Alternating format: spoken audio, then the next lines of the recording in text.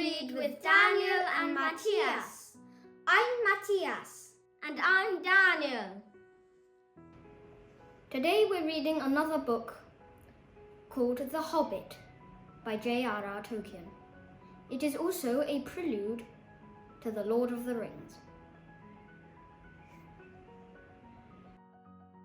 Thought that the cakes might run short, and then he, as the host, he knew his duty and stuck to it, however painful. He might have to go without. "Come along and have some tea," he managed to say after taking a deep breath.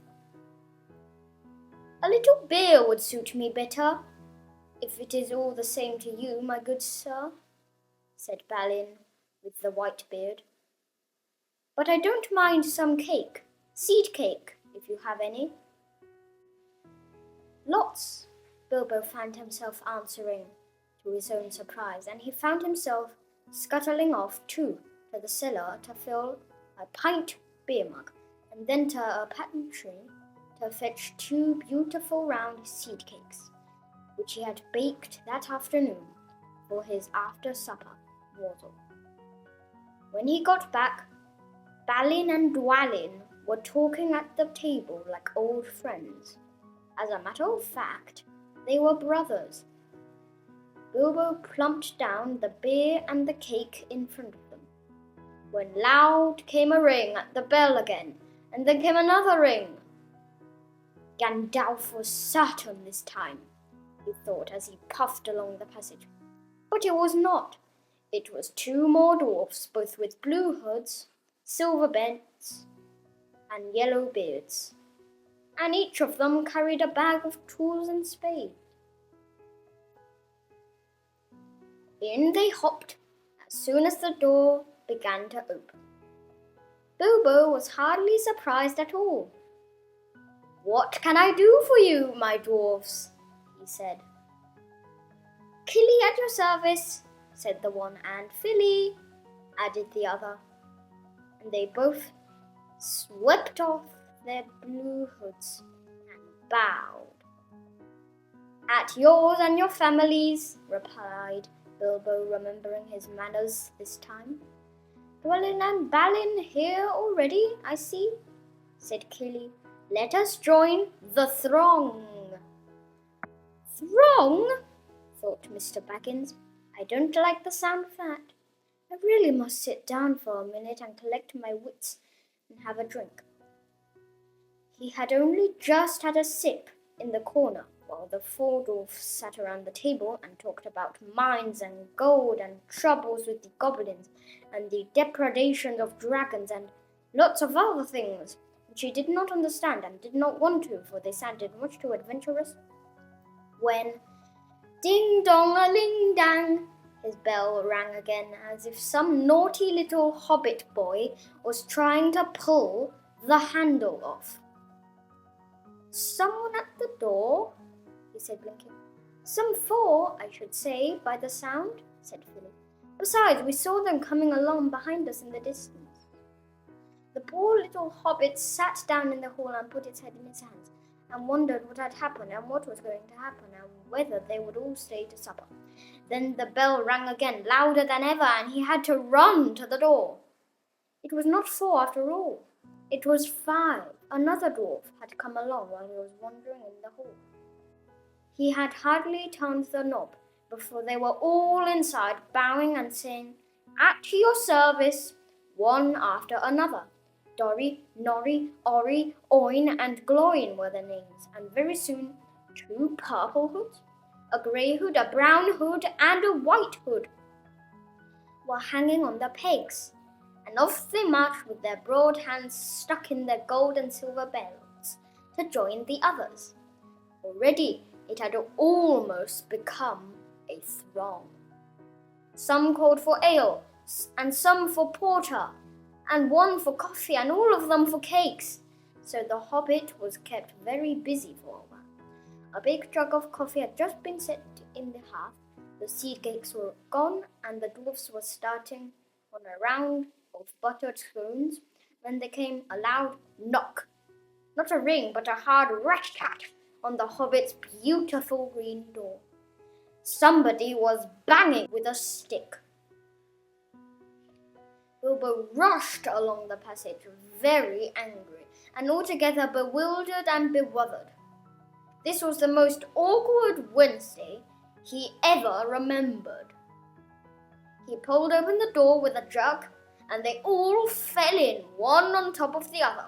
More dwarfs, 4 more, and there was Gandalf behind, leaning on his stick and laughing. He had made quite a dent on the beautiful door. He had also, by the way, knocked out the secret mark that he had put there the morning before.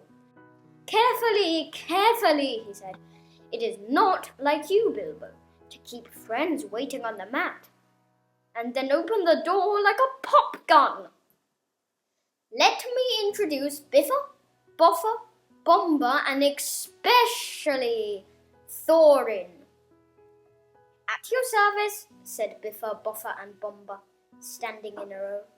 Then they hung up 2 yellow hoods and a pale green one, and also a sky blue one, with a long silver tassel. This last belonged to Thorin, an enormously important dwarf.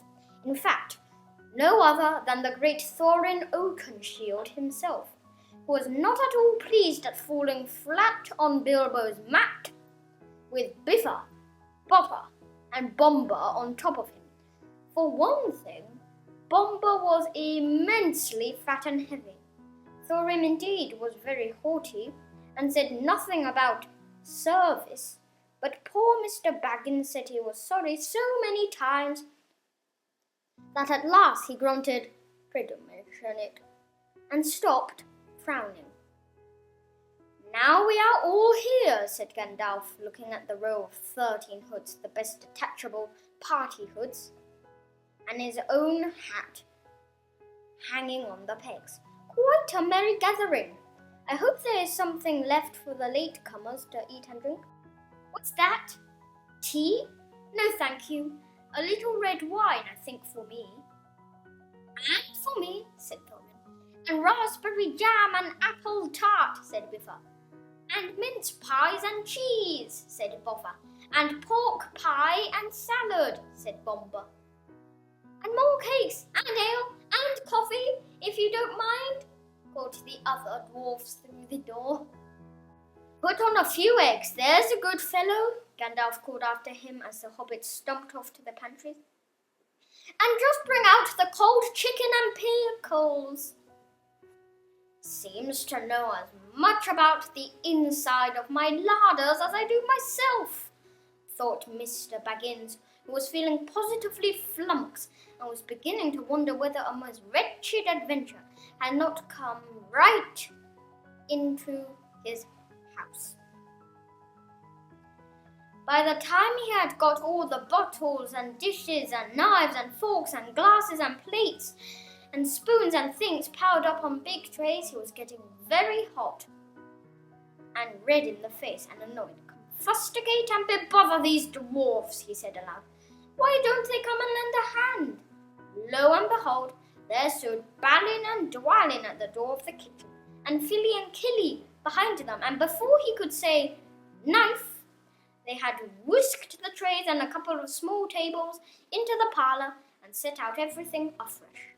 Gandalf sat at the head of the party with the 13 dwarfs all around, and Bilbo sat on a stool at the fireside, nibbling at a biscuit.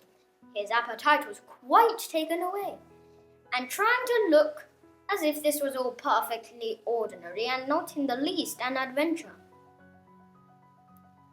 The dwarfs ate and talked, and time had got on. At last they pushed the chairs back, and Bilbo made a move to collect the plates and glasses. I suppose you will all stay to supper, he said in his politest, unpressing tone. Of course, said Thorin, and after. We shan't get through the business till late, and we must have some music first now to clear up. Thereupon the 12 dwarfs, not Thorin, who was too important, stayed talking to Gandalf, jumped to their feet and made tall piles of all the things. Off they went, not waiting for trays, balancing columns of plates, each with a bottle on the top with one hand, while the Hobbit ran after them, almost squeaking with fright. "Please be careful, and please don't trouble, I can manage." But the dwarves only started to sing. "Chip the glasses and crack the plates, blunt the knives and bend the forks.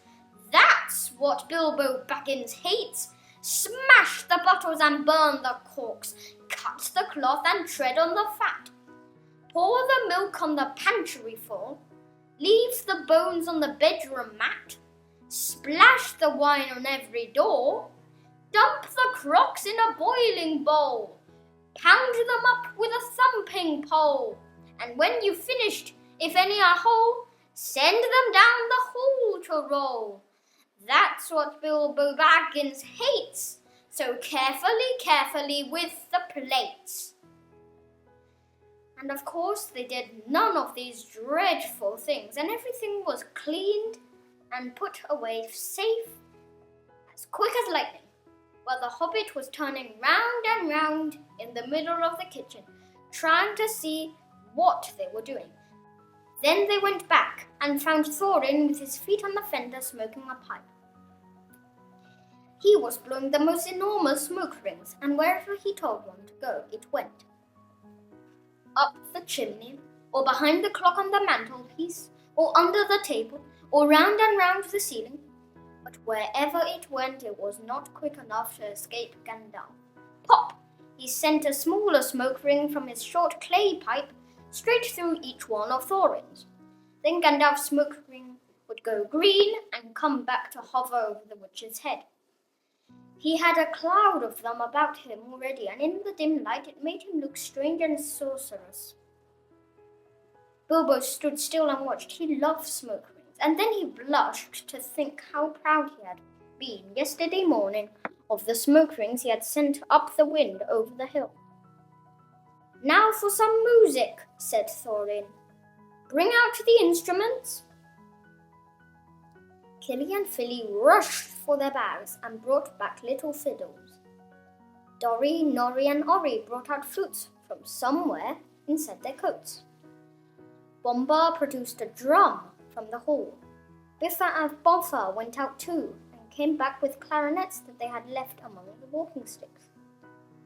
Dwalin and Balin said, "Excuse me, I left mine in the porch." "Just bring mine in with you," said Thorin.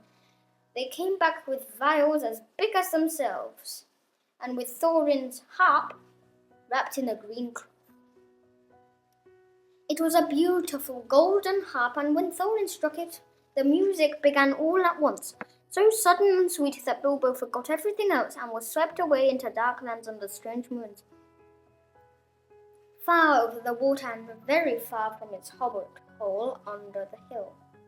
The dark came into the room from the little window that opened in the side of the hill. The firelight flickered. It was April, and still they played on while the shadow of Gandalf's beard wagged against the wall. The dark filled all the room, and the fire died down. The shadows were lost, and still they played on. And suddenly, first one and another began to sing as they played. Deep-throated singing of the dwarfs in the deep places of their ancient homes. And this is like a fragment of their song, if it can be like their song without their music. Far over the misty mountains cold, to dungeons deep and caverns old, we must away ere break of day to seek the pale enchanted gold. The dwarves of yore made mighty spells, while hammers fell like ringing bells, in places deep where dark things sleep, in hollow halls beneath the fells. For ancient king and elvish lord, there many a gleaming golden hoard, they shaped and wrought and light they caught, to hide in gems on hilt of sword. On silver necklaces they strung, the flowering stars on crowns they hung. The dragon fire in twisted wire, they meshed the light of moon and sun. Far over the misty mountains cold, to dungeons deep and caverns old, we must away ere break of day, to claim our long-forgotten gold. Goblets they carved there for themselves, and harps of gold where no man bells. There lay there long, and many a song was sung unheard by men or elves. The pines were roaring on the height, the winds were moaning in the night. The fire was red, its flaming spread, the trees like torches blazed with light. The bells were ringing in the dale, and men looked up with faces pale. The dragon's ire, more fierce than fire, laid low their towers and houses frail. The mountains smoked beneath the moon. The dwarves, they heard the tramp of doom. They fled their hall to die and fall beneath his feet, beneath the moon. Far over the misty mountains grim, to dungeons deep and caverns dim. We must away at break of day to win our hearts and gold from him. Thanks for listening. Please follow us. See you next time. Goodbye.